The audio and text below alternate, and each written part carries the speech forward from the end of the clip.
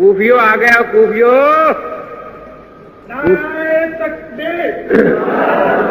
اہل سنت ہے. اس لیے ہم سنت کہتے سڑک اور راستے کو ہے. جو عمل آپ سے امت میں چل پڑا وہ آپ کی عادت مبارک ہے, اس لیے اس کو سنت کہا جاتا ہے. تو میں عرض یہ کر رہا تھا کہ ہم اہل سنت والجماعت ہیں. ہمارے دوست جو ہیں ان کے پاس کچھ چند وسوسے ہوتے ہیں اور کوئی چیز نہیں. میں جب کراچی تھا تو 10-12 آدمی آ گئے. میں نگرانی کر رہا تھا امتحان میں. دارالفتاح سے 2 ساتھی ساتھ ہیں کہ یہ آدمی آپ سے ملنا چاہتے ہیں. بیٹھ گئے ہم. بڑا عجیب انداز ان کا. پڑھے لکھے آدمی تھے, کوئی پروفیسر, کوئی ٹیچر, کوئی وکیل. ہم بہت پریشان ہیں. کیا کریں جی, کیا کریں؟ 4 امام بن گئے ہیں. 4. میں نے کہا کہاں؟ یہاں جنگ میں کتنے مدرسے ہیں شافیوں کے؟ شافیوں کے مدرسے جنگ میں کتنے ہیں؟ مالکیوں کے ہیں, حنبلیوں کے. تو یہ زبان بندی ہے یہاں سب پر. نہ سر ہلاتے ہیں, زبان کوئی بھی نہیں ہلاتا. تو میں نے کہا جو بہنگا ہوتا ہے نا, بہنگا, اس کو بھی 1 کے 2 نظر آتے ہیں. یہاں تو ایک ہی مذہب ہے, آپ کو 1 کے 4 کہاں نظر آئے؟ تو یہاں تو نہیں کہیں ہوں گے نا. تو میں نے کہا جہاں ہوں گے وہ لوگ پریشان ہو, آپ کو یہاں پریشانی کیوں لگی کام کا بیٹھے بیٹھے؟ کہ جی کسی حدیث میں ہے کہ ایک ہی امام کی تقلید کرنا؟ میں نے کہا آپ قرآن پاک پڑھتے ہیں, تلاوت کرتے ہیں؟ کہ جی ہاں. میں نے کہا 7 قراتیں یاد ہیں؟ کہ نہیں جی ایک ہی قرات میں ہم تو کرتے ہیں. تو میں نے کہا کسی حدیث میں ہے کہ 7 میں سے ایک ہی قرات میں کرنا تلاوت؟ جی ہم کیا کریں, ابھی آتی ایک قرات ہے. تو میں نے کہا ہم کیا کریں, یہاں ہے ہی مطلب ایک. اس کی حدیث تم دکھا دو, اس کی ہم دکھا دیتے. کہ جی خدا کتنے ہیں؟ میں نے کہا ایک. خدا ایک اور امام 4 بن گئے. غضب خدا کا. میں نے کہا تھوڑا ہے ابھی. کیسے؟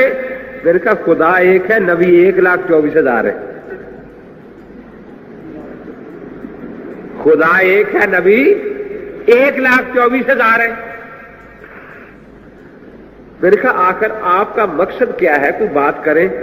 کہ جی ہم تو اس نتیجے پر پہنچے کہ سب کو چھوڑ دو 4. میں نے کہا جلدی نہ کرنا, کیونکہ قرآن پاک میں 7 قاریوں کا اختلاف ہے قرات میں. تو 7 کا اختلاف بڑا ہوتا ہے یا 4 کا؟ تو میں نے کہا پہلے ان کی باری ہے, لکھو کہ آج کے بعد ہم بالکل قرآن نہیں پڑھیں گے, کیونکہ جن قاریوں کے ذریعے پہنچا ہے وہ 7 قاری ہیں اور اختلاف کرتے ہیں قرات میں, اور ہم اختلاف کو پسند نہیں کرتے. تو بسم اللہ کرو, لکھو. اس کے بعد میں نے کہا باقی حدیث کی کتابیں ایک طرف بھی کر دے تو سیاستہ 6 کتابیں ہیں جن میں آپس میں اختلافی حدیثیں ہیں. تو 6 کا اختلاف زیادہ ہے یا 4 کا؟ جی 6 کا. تو میں نے کہا پھر دوسرے نمبر پر 6 والا چھوڑنا ہے. ان بیچاروں کو کہیں تیسرے نمبر پر باری آنی ہے, جن کے پیچھے آپ پہلے لاٹھی اٹھائی پھر رہے ہیں. اچھا جی 4 امام برحق ہے. میں نے کہا الحمدللہ 4 برحق ہے. 4 ہی؟ میں نے کہا 4 ہی. پھر آپ باقی 3 کی تقلید کیوں نہیں کرتے؟ میں نے کہا نہیں کرتے. کیوں نہیں کرتے؟ میں نے کہا مرضی ہماری. کیوں پھر ان کو برحق کیوں کہتے ہو؟ میں نے کہا بالکل برحق کہتے ہیں, لیکن تقلید اپنے امام کی کرتے ہیں. تو ان سے بھی پوچھا, میں آپ سے پوچھتا ہوں, آج آپ جمعہ پڑھ رہے ہیں نا, کیونکہ حضور پاک کو برحق مانتے ہیں. کل سارے یہودیوں کے ہاں موسیٰ علیہ السلام والی بات کرنے جائیں گے. جائیں گے نا؟ نہیں، موسیٰ علیہ السلام کو آپ برحق نہیں مانتے جی؟ پرسوں عیسائیوں کے گرجے میں جائیں گے تاکہ اتوار والی بات بھی کر رہے ہیں، نہیں جائیں گے؟ تو میں نے کہا ہم سارے نبیوں کو برحق مانتے ہیں لیکن تابع داری صرف اپنے نبی کی کرتے ہیں جی۔ وہاں تو ناسخ منسوخ کا مسئلہ ہے، میں نے کہا یہاں راجع مرجوع کا مسئلہ ہے۔ جیسے منسوخ پر عمل جائز نہیں، مرجوع پر بھی عمل جائز نہیں۔ ہم ان نبیوں کو برحق مانتے ہیں لیکن ان کی شریعتوں کے بعض مسائل کو منسوخ کہتے ہیں۔ ہم ان ائمہ کو برحق مانتے ہیں لیکن بعض مسائل کو مرجوع کہتے ہیں۔ اب ایک صاحب تو کچھ زیادہ ہی ناراض ہو گئے، لیکن مولوی صاحب آپ کو کبھی عقل آئے گی بھی یا نہیں؟ میں نے کہا ہمیں تو اللہ نے عقل دی ہے لیکن آپ کی قسمت میں شاید نہیں ہے۔ مولوی صاحب 4 اماموں میں حلال حرام کا اختلاف ہے، حلال حرام کا۔ ایک امام ایک بات کو حلال کہتا ہے، دوسرا اسی کو حرام کہتا ہے۔ حلال بھی برحق اور حرام بھی برحق غضب خدا کا کہتا ہے۔ کبھی تو عقل کی بات کیا کرو۔ میں نے کہا یہ امام بیچارے جو ہے جن پر آپ ناراض ہیں یہ نبیوں کے تابع دار ہیں، نبیوں میں بھی حرام حلال کا اختلاف ہے۔ آدم علیہ السلام کے زمانے میں بہن سے نکاح حلال تھا یا حرام؟ اور آج وہ نبی بھی برحق جس کی شریعت میں بہن سے نکاح حلال تھا، برحق یا نہیں؟ اور وہ بھی نبی برحق جس کی شریعت میں حرام ہے یا نہیں ہے؟ ہم برحق مانیں گے آدم علیہ السلام کو لیکن عمل اپنے نبی کی شریعت پر کریں گے۔ برحق دونوں کو مانیں۔ یعقوب علیہ السلام کے نکاح میں دونوں سکی بہنیں بیک وقت تھی، زلفا اور گلہا۔ اس وقت یہ نکاح حلال تھا، اور اب آیت آ گئی ہے لا تجمعوا بین الاختین کہ جمع نہ کرنا دو بہنوں کو ایک وقت نکاح میں۔ تو میں نے کہا یعقوب علیہ السلام کے زمانے میں یہ حلال تھا، اب ہمارے نبی پاک کی شریعت میں حرام ہے، تو جس کی شریعت میں حلال تھا وہ نبی برحق ہے یا نہیں؟ کیا خیال ہے؟ اور جس کی شریعت میں حرام ہے وہ نبی بھی برحق۔ ہم دونوں کو مانتے ہیں لیکن عمل اپنے نبی کی شریعت پر کریں۔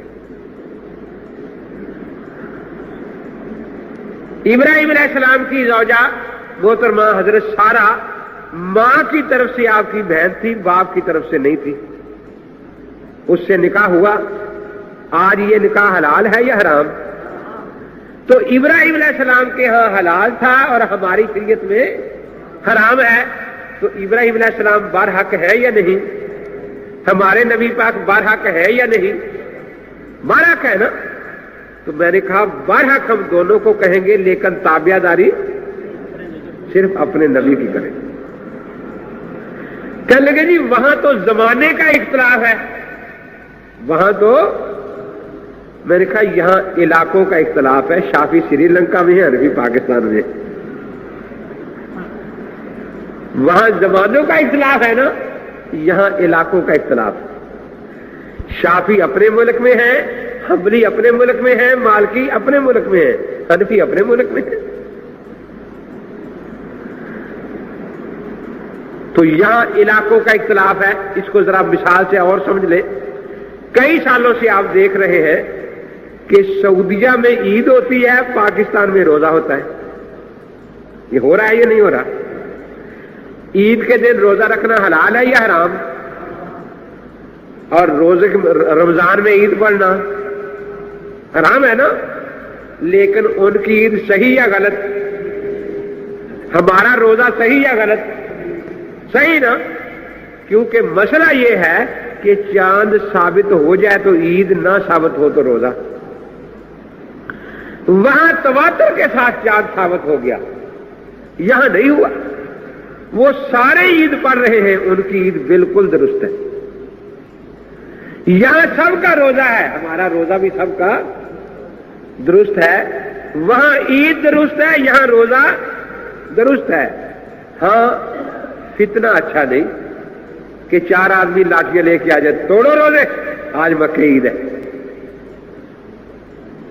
یا 4 آدمی وہاں لاٹیاں لے کے پھرے، نہیں پڑھنے دیں گے عید، پاکستان بڑا اسلامی ملک ہے وہاں روزہ ہے، تو یہ فتنہ ہے۔ جیسے وہاں عید ان کا مذہب ہے اور بالکل برحق، یہاں روزہ ہمارا مسلک ہے بالکل برحق، جہاں شافعیت ہے شافعیت بالکل برحق ہے اور مذہب ہے فتنہ نہیں، جس ملک میں حنبلیت ہے وہ مذہب ہے فتنہ نہیں، جس ملک میں حنفیت ہے وہ مذہب ہے فتنہ نہیں، جس ملک میں شافعیت ہے مالکیت ہے وہ مذہب ہے فتنہ نہیں، اور غیر مقلدیت فتنہ ہے، یہ مذہب نہیں ہے۔ تو میں نے کہا کہ بھئی وہاں زمانوں کا اختلاف ہے، یہاں علاقوں کا اختلاف۔ کہنے لگے اچھا جب چاروں امام برحق ہے تو اگر 3 امام ایک طرف ہو اور ایک طرف ہو تو پھر کس کی ماننی چاہیے؟ میں نے کہا ایک کی۔ کیوں جی؟ زیادہ کی ماننی چاہیے؟ کہا اچھا انبیاء علیہ السلام کم و بیش 1,24,000 ہے نا، یوسف علیہ السلام کے والدین اور بھائیوں نے یوسف علیہ السلام کو سجدہ کیا تھا تعظیمی، قرآن میں آتا ہے نا تعظیمی سجدہ کیا تھا، اور مفسرین نے اس آیت کے نیچے لکھا ہے کہ حضور پاک صلی اللہ علیہ وسلم سے پہلے سارے نبیوں کی شریعت میں تعظیمی سجدہ جائز تھا۔ اب ایک طرف ہمارے نبی پاک ہے اکیلے کے سجدہ تعظیمی حرام، ایک طرف 1,23,999 نبی ہیں جن کی شریعتوں میں سجدہ تعظیمی حلال اور جائز ہے، تو آپ تو تین کی طرف جاتے ہیں، یا تو 1,23,999 ہے، تو آپ ادھر جائیں گے؟ کہتے نہیں جی ہمیں کیا ضرورت ہے، ہم تو ایک ہی کی مانیں گے۔ تو میں نے کہا ہم بھی ایک ہی کی مانتے ہیں۔ میں نے کہا حضرت سلیمان علیہ السلام کے ذکر میں آتا ہے محاریب و تماثیل، مفسرین لکھتے ہیں کہ ہماری شریعت سے پہلے ہر شریعت میں تصویر بنانا جائز تھا، صرف ہمارے پاک پیغمبر نے منع فرما دیا آگے۔ اب ایک طرف 1,23,999 نبی ہیں جن کی شریعت میں تصویر بنانا جائز ہے، اور ایک طرف ایک ہی پیغمبر ہے حضرت محمد الرسول اللہ صلی اللہ تعالی وسلم جن کے ہاں یہ حرام ہے، تو آپ زیادہ کی مانیں گے یا ایک کی مانیں گے؟ کہنے لگے جی ہم ایک ہی کی مانیں گے۔ میں نے کہا ہم بھی ایک ہی کی مانتے ہیں۔ اب آخر میں مجھے کہنے لگے کہ مولوی صاحب اچھا یہ سمجھائیں مجھے ہمیں کہ دین مکے مدینے میں آیا تھا یا کوفے میں؟ دین مکے مدینے میں آیا تھا یا کوفے میں؟ میں نے کہا مکے مدینے میں۔ کہ پھر مکے مدینے والے امام کو ماننا چاہیے کوفے والے کو ماننا چاہیے؟ میں نے کہا آپ کا دل کیا کہتا ہے؟ مکے مدینے والے کو ماننا چاہیے۔ اچھا آپ کو پتا ہے کہ جھوٹ بولنا ہر شریعت میں گناہ ہے؟ کہ بالکل ہم نے جھوٹ بولا۔ میں نے کہا بہت بڑا، کیا جھوٹ بولا؟ میں نے کہا قرآن مکے مدینے میں آیا، 7 قاریوں میں مکی قاری بھی تھا، مدنی قاری بھی تھا، بصری قاری بھی تھا، تم تو سارے قاری اعظم کوفی کی قرات پر قرآن پڑھ رہے ہو۔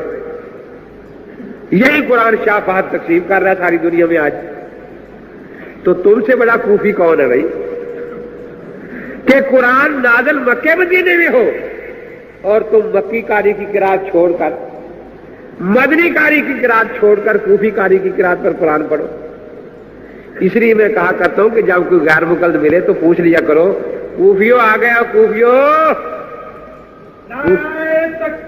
مرزا کے لیے تھے ہر جائے کے لیے تھے، مرزا کے لیے تھے ہر جائے کے لیے تھے، وہ موت کا زخم زخم علماء دیوبند نعنات بھی کلشکر صدق و وفا کا پیکر علماء